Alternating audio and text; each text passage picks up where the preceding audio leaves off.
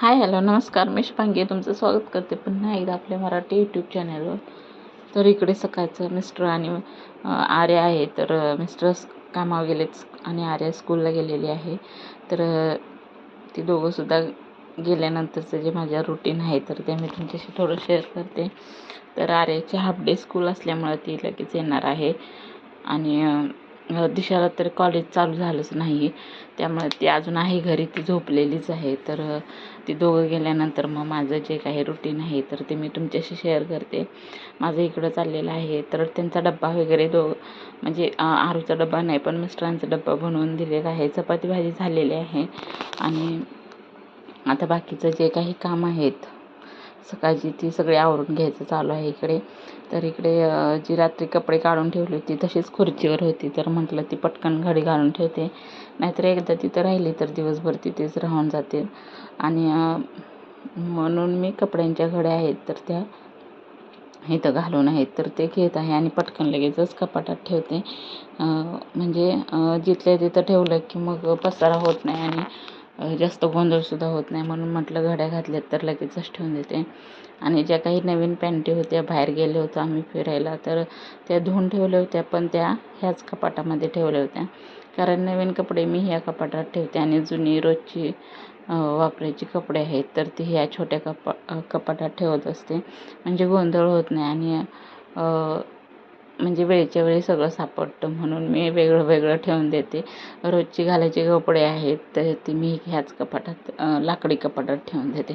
तर हे बूट आहेत. आता तर पावसाळा चालू होईल आणि आता बूट कोणच घालणार नाही, मग बूट आहेत तर ते म्हटलं की व्यवस्थित धुवून सुकवून वगैरे त्यांना ठेवून देईन. म्हणजे आता ते कधी पाऊस उघडतोय आता ते काही काढणार नाही आणि म्हणजे घालणारसुद्धा नाहीत, म्हणून त्यांना धुवून वगैरे ठेवायचे आहेत. आता सगळं जे पावसाळी चप्पल सँडल आहेत तर ते मी बाहेर काढलेले आहेत. तर आता ते धुवायचे म्हणून मी बाथरूमच्या इथं नेऊन ठेवलेत.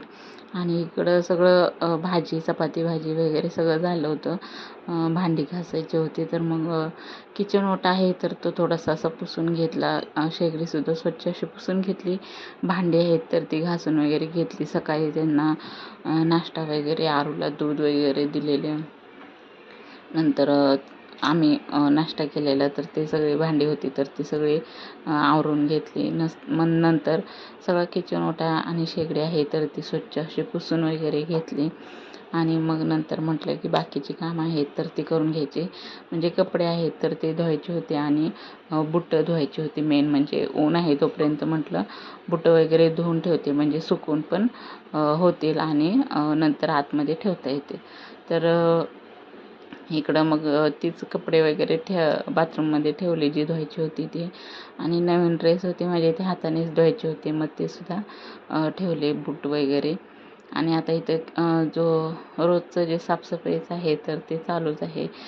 एक दिवस जरी स्वच्छ असं पुसून वगैरे नाही घेतलं तर ते खूप अशी धूळ साठून राहते आणि खूप म्हणजे असं बोट जरी फिरवलं ना तरी धूळ असं लागत असते, म्हणून रोजच्या रोज आहे तर ते मी पुसून वगैरे घेत असते. आणि सगळं तिथलं पुसून वगैरे झाल्यानंतर सगळं आता झाडू मारून आहे तर तो म्हटलं घेते, म्हणजे एकदा झाडलोट वगैरे व्यवस्थित स्वच्छ झाली की मग बाकीची कामं करायला आपण रिकामा राहतो.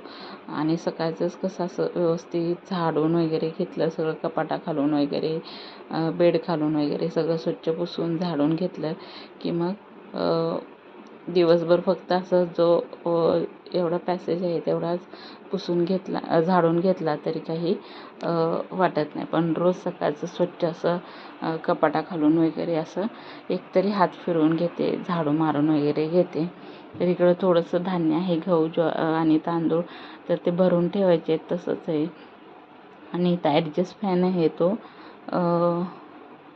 बहिणीचा आहे तर तो रिपेरिंग करायची आणला होता तिने, तर त्याचं काहीतरी प्रॉब्लेम होता. तर दिशा सुद्धा उठलेली आहे, तिचंसुद्धा आंघोळ वगैरे झालेली आहे. तर तोपर्यंत मग मी झाडं वगैरे सगळं स्वच्छ मारून घेतला, बेड वगैरे सगळं व्यवस्थित करून घेतला.